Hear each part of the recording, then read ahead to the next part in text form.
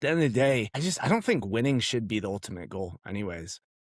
I think I want to run a campaign where I say, here are my positions, here are the Mhm. principles that I use to get there. And for me, I try to keep it simple. Friends, this is Carr Scott. This program is on tobacco. Test of the land of the longleaf vine. North Carolina stands on the edge of greatness.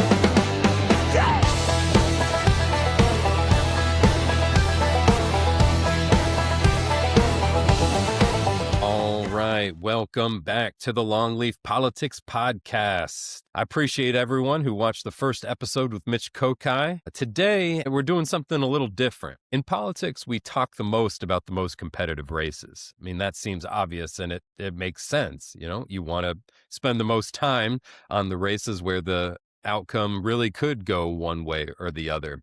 But today we're actually going to spend some time on a race that's not all that competitive, the 12th Congressional District here in Charlotte.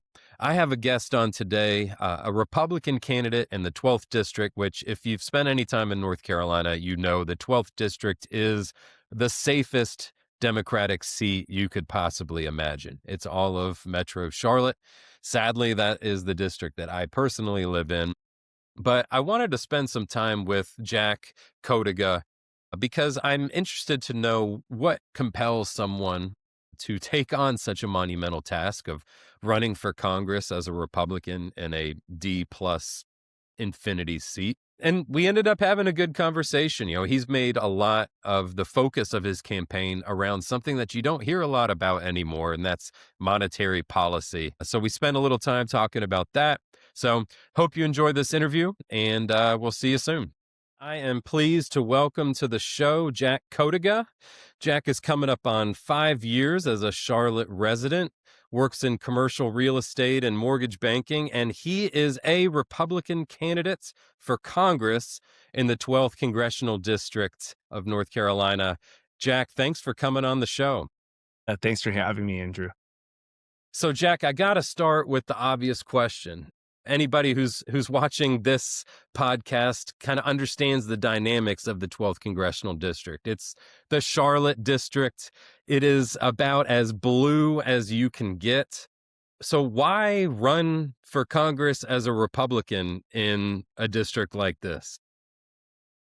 No, that's a great question. I just believe that politics is supposed to be the marketplace of ideas first and foremost, and I'm very interested in politics, and I wanted to put some action behind my beliefs, and I want to encourage people to be more principled in their political beliefs. So even though, yeah, you can look at the demographics, you can look at it's a heavy Democrat district, people are still struggling with problems just like any Republican or American, right?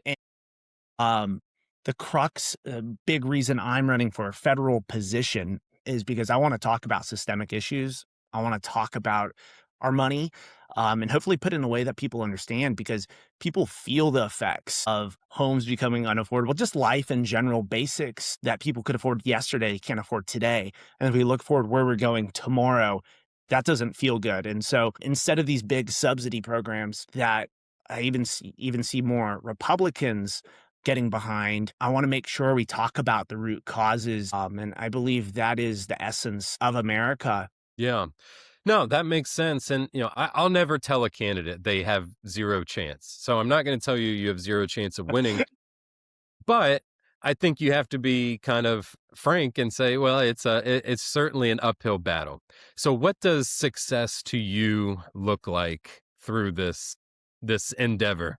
You know, Andrew, I think when we say, like, I'm not going to say that, you know, I understand you're just saying like no bad faith in saying that. I feel like, yeah, absolutely. I think looking at the race, you go, oh my gosh, like whoever the Republican is, just look at 24, 22, 20. I mean, it's changed. Obviously, the district has changed. The result has not.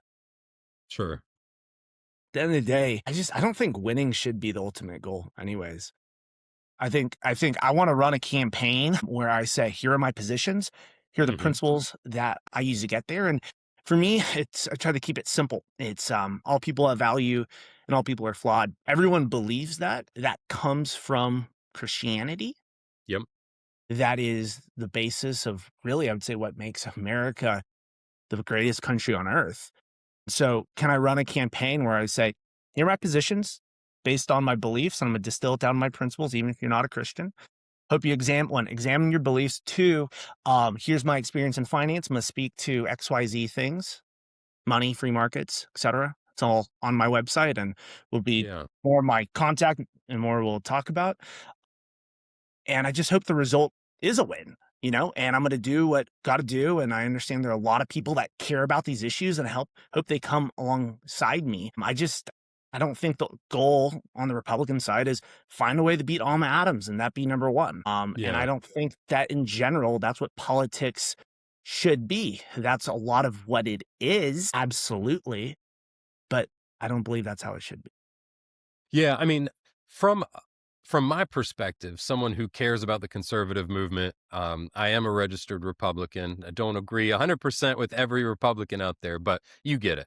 So I do see that there is value in fielding candidates in districts like this because, you're out there knocking on doors, you're talking to people, and I think there is value in at least reaching people in some of these areas rather than just completely abandoning them. Yeah. Yeah. There's a rule called the Buckley rule. Yeah. I don't know if you heard of it. William Buckley, he made a rule of you don't run a candidate more conservative than what a district can handle, what an area can handle. Hmm. That is something that has a hold on a lot of Republicans. It's the idea that, kind of like, yes, I'm gonna be, obviously I'm gonna think through how I say what I believe, but once it veils what I believe, I feel like I've lost the plot. Like I don't see the point of winning if I do that. Yeah. So I was really interested to see how much of your platform revolves around monetary Yeah. policy. Yeah, yeah. And that used to be a huge deal in elections. You talk about the 1800s and free silver, and like monetary policy used to be the hot button issue of the day, but today, not nearly so much. So why is monetary policy important to you, and why are you making it a centerpiece of your campaign? Because it is, if not the biggest problem, and it's definitely one of the most misunderstood. So, and it's my experience. So for all accounts, I'm just the dude that paid the filing fee, has some friends, Fair and enough. support from those that I'm close with, my wife and close friends who encourage me to step out in this space. And a question always was like, why would you, like, one, why federal? And then your question of why this is because our role, whether it be just personally at our jobs, whether it be running for office, county, or state level, or city level, you work best within the system. And that Hmm. is that's what you are supposed to do. At a federal level, you have the opportunity to talk about monetary policy. That's your question. I'll answer it. When money creation is not constrained, it leads to huge distortions that people don't understand.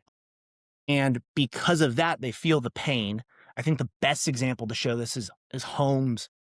Hmm. So homes, freaking 50, 55 years old. And when they were built in better condition, single income could afford it fairly easily. Now it's dual income and like, good luck. It's 51% of people in the Mecklenburg area are housing burdened.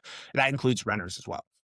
So that I believe that is in large part all those factors that make housing really unaffordable is a monetary phenomenon. And then when people do not understand that, and I think I'm going to shift to another example, healthcare. When people Yeah. understand why, gosh, costs could go up, then you have the conversation like Mondami has. Well, we need to come in here and make it free. And what does that mean? It means you subsidize the problem, you don't fix the root cause. So when people feel the pain, they want a solution. Karl Marx, one of his 10 pillars of how you get a free market society to become communist is create a central bank. Hmm. And what that also does is it crushes freedom. Economic freedom is essential to real freedom, and just the ability to have just a few amount of people have so much power. They claim they have constraints on that. If you want to talk about that, we can, but I believe they're arbitrary, fictitious statistics. If it's silver or gold, like you can only really mine 1%, 1.5%, 2% a year. So that's like as much currency as you can create. And so if you have that, and if you know that all people are self-interested, which is true, everyone knows that, and that's inherently what we believe and Right. believing in Jesus, then we don't want to have unchecked power. And so I have that, and that was my promo video. I talked about that, and then I broadened it out because that explains who I am. I've worked in finance for 6 years. I've studied it for 4 years in school. Know enough to be dangerous about how this is wrong. Yeah. Yeah, it's interesting. I mean, I agree with you that our country's monetary policy has been way lax, especially over the last decade or two. I think, we as Republicans, we've really gotten away from fiscal restraint Mhm. as a core tenet of the party. I think, there's obviously some voices out there who are still fighting the good fight there. I just I don't know enough about the gold standard and that sort of thing. I mean, it makes me nervous a little bit just because of, what are the repercussions of making such a big switch? Have you Sure. thought through that? And do you think Yeah. actually going back to the gold standard in the United States is feasible? Yes, and yes. So I first want to take a step back. It's okay that you have not thought about the solution, about what that would be. It's great if let's recognize the problem, which we have, and that yes, we do have to talk about the solution. For me, it's physical, it's supply constraint, it's in the Constitution, it's been a store of value for longer than we can really point to. Yeah. Biblical, it's biblical too. So that's where I'm gonna go with it. Could you use something else? Sure, absolutely. And then to the question of how do you get there? I do believe that like our job is to do its best for the people. And my platform is not a day one, snap the fingers, one, we're going there. One, it doesn't work the way two, like believe like, yes, I would push for that in the most responsible manner to try to manage the pain of essentially changing systems. 12th district, um, I go about. Yeah. I appreciate you walking me through that. I think if the United States were to switch back to the gold standard, I think that there, right off the bat, there would be a big decrease in prices that everybody is clamoring for. But I also fear that it might also wreck the economy. But I don't know. I don't know enough Well, I about think all you these would. things. I think you'd pay. So, like, you peg, X amount of dollars to an ounce of gold. I think people would be really scared to know what that would be Yeah, because it used to be $35, and then in the '70s it jumped up 20, 30x, and then I see all the arguments of people being like, "Oh my gosh, gold's not a good investment." And then, again, it's not an investment. I believe it's money. And then yeah, all of a sudden, you've seen in the last like 2 years, especially in the last like 6 months, how it's almost $5,000 an ounce. that's unbelievable. I don't have any investments in gold. Maybe I should. Maybe I should diversify into gold. I keep getting the podcast advertisements telling me I need to invest in gold, so maybe I should. Well, that is all the time that we have for today. Again, I'm with Jack Kotiga, Republican candidate for the 12th Congressional District. You will be on my personal ballot when I go cast my vote in March. And Jack will be facing Abdul Ali. So if you are a Republican in the 12th district, those are the two candidates you'll see. Jack, thank you so much for giving me some of your time and talking with me. Andrew, this is a pleasure. As I said at the beginning, I hope to meet you in person soon. Appreciate Yes, your sir. support. North Carolina.